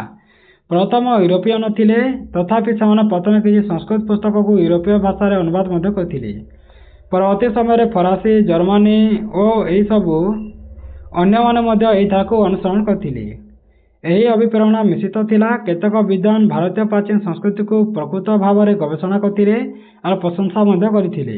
ତ ଅନ୍ୟମାନେ ବିଶ୍ୱାସ କରିଥିଲେ ଯେ ଭାରତୀୟ ଭାଷା ଓ ପୁସ୍ତକ ମଧ୍ୟ ଅଧ୍ୟୟନ କରିବା ପାଇଁ, ଯାହାଦ୍ୱାରା ଖ୍ରୀଷ୍ଟ ଧର୍ମର ଶ୍ରେଷ୍ଠତା ବୋଲି ସହଜ ହୋଇପାରୁଥିଲା। ତ ଜର୍ମାନ ଦାର୍ଶନିକ ଜର୍ଜ ହେଗେଲଙ୍କ ଭାଷାରେ ମଧ୍ୟ ୟୁରୋପୀୟ ସଂସ୍କୃତ ଅଧ୍ୟୟନ ଓ ଗ୍ରନ୍ଥର ପ୍ରସାର ପାଇଁ ଏକ ନୂତନ ମହାଦେଶର ଆବିଷ୍କାର ପରି ଥିଲା ବୋଲି ସେ କହୁଥିଲେ। ଯେମିତି ୟୁରୋପୀୟ ଦାର୍ଶନିକ, ଲେଖକ, କବି, କଳାକାର, ବେଳେ ବେଳେ ରାଜନେତାମାନଙ୍କ ଉପରେ ମଧ୍ୟ ଭାରତୀୟ ଗ୍ରନ୍ଥଗୁଡ଼ିକର ବହୁତ ପ୍ରଭାବ ପଡ଼ିଥିଲା ବୋଲି କହୁଥିଲେ। ଏହି ପ୍ରଭାବ ପରବର୍ତ୍ତୀ ସମୟରେ ଊନବିଂଶ ଶତାବ୍ଦୀରେ ବହୁତ ଯୁକ୍ତରାଷ୍ଟ୍ର ଆମେରିକା ପର୍ଯ୍ୟନ୍ତ ବ୍ୟାପି ଯାଇଥିଲା। ଏହା ସ୍ମରଣଯୋଗ୍ୟ ଯେ ରାଜନୈତିକ ପ୍ରଭୁତ୍ୱ ଗୋଟିଏ ଦିଗରେ ପ୍ରଭାବିତ ହୋଇଥିବା ବେଳେ ଅନ୍ୟ ଦିଗରେ ସାଂସ୍କୃତିକ ପ୍ରଭାବ ମଧ୍ୟ ପ୍ରଭାବିତ ହୋଇଥିଲା ବୋଲି କୁହାଯାଇଛି। ତ ଏଇଟା ଥିଲା ଏଇ ପାଠ ଗୁଡ଼ାକ। ତ ଏଇଟା ଲାଷ୍ଟ ସରିଗଲା। ଆଉ ଯଦି ତୁମମାନଙ୍କୁ ଏହି ଭିଡ଼ିଓ ଭଲ ଲାଗିଥାଏ ତାହେଲେ ତୁମ ସାଙ୍ଗମାନଙ୍କ ସହିତ ସେୟାର କରିଦେବ, ଯାହାଦ୍ୱାରା ସେମାନେ ମଧ୍ୟ ଦେଖିପାରିବେ ଭିଡ଼ିଓଟିକୁ। ଆଉ ତୁମେ ସବସ୍କ୍ରାଇବ୍ ମଧ୍ୟ କରିନାହ ତାହେଲେ ସବସ୍କ୍ରାଇବ୍ ମଧ୍ୟ କରିଦେବ, ଯାହାଦ୍ୱାରା ଏମିତି ନୂଆ ନୂଆ ଭିଡ଼ିଓ ଗୁଡ଼ାକ ପାଇପାରୁଥିବ ହେଲା। ଆଉ ଯଦି ତୁମେ ଯଦି ପ୍ରଥମର ଯଦି ଭିଡ଼ିଓ ଦେଖିନାହ ତାହେଲେ ତୁମେ ପ୍ରଥମର ଭିଡ଼ିଓ ପ୍ରଥମେ ଦେଖିନେବ, ତାପରେ ଏହି ଭିଡ଼ିଓଟି ଦେଖିବ, ଯାହାଦ୍ୱାରା ତୁମେ ଭଲ ଭାବରେ ବୁଝିପାରିବ। ଧନ୍ୟବାଦ।